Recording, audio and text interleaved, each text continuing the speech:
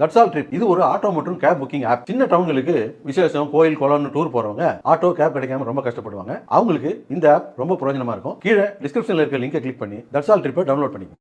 எம்ஜிஆர் உருவாக்கிய அதிமுக யாருக்கோ அடிமை சேவகம் செய்ய போனதால் ஓபிஎஸ் உள்ளிட்டோர் தாய் கழகமான திமுகவில் இணைந்துள்ளதாக முதலமைச்சர் ஸ்டாலின் தெரிவித்துள்ளார். மதுரையில் முன்னாள் முதலமைச்சர் ஓ பன்னீர்செல்வம் ஆதரவாளர்கள் முதலமைச்சர் ஸ்டாலின் முன்னிலையில் தங்களை திமுகவில் இணைத்துக் கொண்டனர். இந்நிகழ்ச்சியில் பேசிய முதலமைச்சர் ஸ்டாலின், கருணாநிதியால் பாராட்டப்பட்ட ஓ பன்னீர்செல்வம் திமுகவில் இணைந்தது மகிழ்ச்சி அளிப்பதாக கூறினார். பீகாரில் நிதிஷ்குமாருக்கு என்ன நிலைமையோ அதே நிலைமை எடப்பாடி பழனிசாமிக்கு ஏற்படும் என்று கூறிய முதலமைச்சர், 2026 தேர்தலுக்கு பிறகு எடப்பாடி பழனிசாமி அதிமுக பொதுச் செயலாளராக இருக்க மாட்டார் என்றும் குறிப்பிட்டார். ஓ பன்னீர்செல்வம் அவர்கள் திராவிட முன்னேற்ற கழகத்தில் இணைஞ்சதை நினைச்சு நான் மிகுந்த மகிழ்ச்சி அடைகிறேன். நம்ம ஓபிஎஸ் அவருடைய ஸ்பெஷாலிட்டி என்னன்னு கேட்டா, எப்பவுமே சிரிச்ச முகமாகத்தான் இருப்பார். கூட பாருங்க, அதுதான் அவருடைய பண்பு. பொதுவா ஒருத்தரை ஒருத்தர் முறைச்சுக்கிட்டாதான் பிரச்சனை ஆகும். ஆனா நம்ம ஓபிஎஸ் அவர்களுக்கு அவருடைய சிரிப்பே ஒரு காலத்தில் அவருக்கு பிரச்சனை ஆயிடுச்சு. ஒரு முறை அவர் என்னை பார்த்து சிரிச்சிட்டார் சட்டமன்றத்தில்.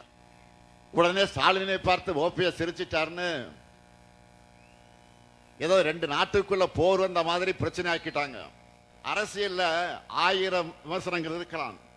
ஆனா சட்டமன்றத்திலையும் பொதுவெளியிலையும் ஒருத்தர் சந்திக்கும் போது நலம் விசாரிக்கிறது அரசியல் மாண்பு, அதுதான் பண்பாடு.